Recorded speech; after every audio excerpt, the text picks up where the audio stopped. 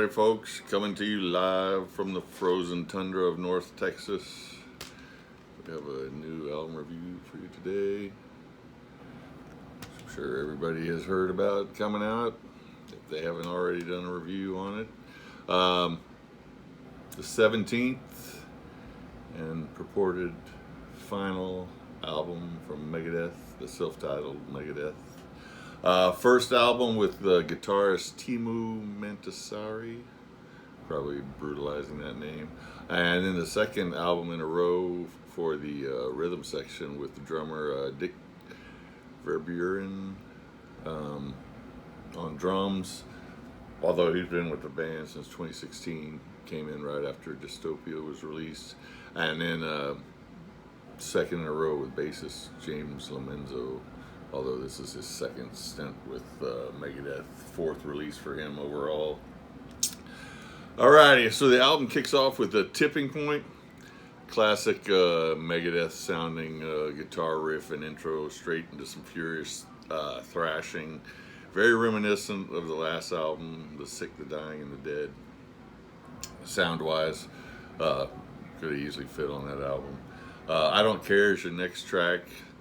This one sees Dave doing his talk singing rants. One of his talk singing rants actually sounds kind of like he's channeling his inner Alice Cooper on this one. There's lots of tasty guitar work on this track. Lots of good, tasty guitar work for a track that's only about 3 minutes long. Hey God is your next one.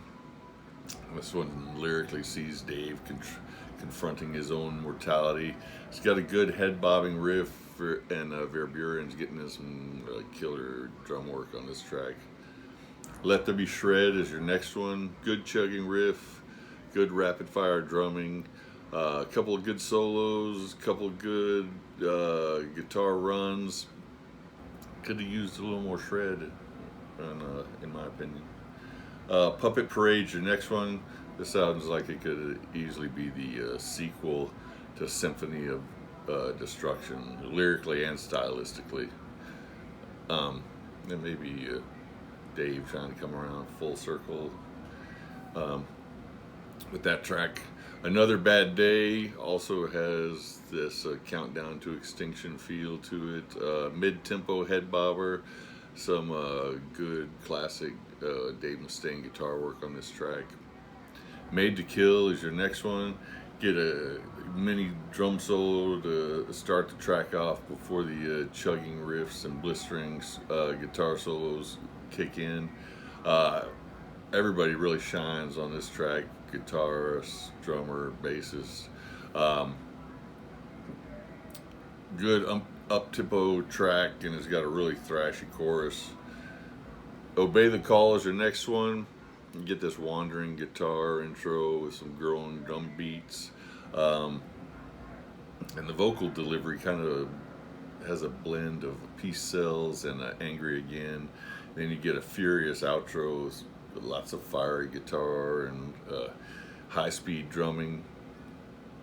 I Am War is your next one. The riff sounds like it could have come straight out of Euthanasia. More excellent drumming on this track. Some really good guitar harmonies on this one.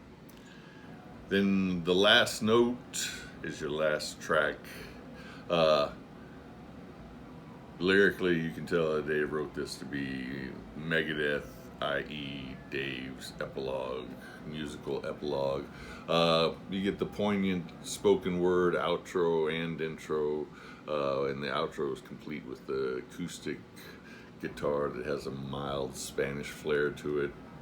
And then I'm sure everybody has heard now that the bonus track, number 11, is Dave doing a cover of Ride the Lightning. Pretty faithful to the original, maybe sped up a little bit during the soloing, but still pretty faithful to the original track. One can only surmise why Dave wanted to do a cover of Ride the Lightning. Maybe something he wanted to get out of his system. I mean, he was a co-writer on the track. So I'm going to give this one 8.1 out of 10. the musicianship is stellar, of course. I mean, from everybody across the board. Dave, Teemu, um, drummer, guitars. I mean, drummer, basses. Um, I originally, when I first heard that this was going to be the last Megadeth album, I kind of scoffed at it. I'm like, yeah, whatever. We'll, 5 years down the road, we'll get another one. But after listening to this, and especially Dave's vocals, I mean, he's never been the greatest singer, but it wouldn't be Megadeth without Dave's vocals. Who else could step in and be Megadeth's singer? There's nobody. It wouldn't sound like Megadeth without Dave. But on this album, there's a lot more of the talk singing that he used to do sporadically, which now pretty much dominates all of this. And it seems like everything's kind of down-tuned just a little bit for the voice. So I think maybe his voice and the throat surgery that he had is probably catching up to him. And the poignancy of a lot of the lyrics, it seems like he's kind of trying to wind stuff down. Coming to grips with his own mortality and the band's mortality. And then, doing a cover of Ride the Lightning kind of seems like something he wanted to get off his chest. But yeah, I mean, I personally don't think that it's as good as The Sick, the Dying, and the Dead. Although I've come to find out that not everybody loved that album as much as I did. I thought it was a great album. When it came out, I didn't hear anybody really complaining about it. But now since this one's come out, I've heard people talking about it. They didn't really care for that album.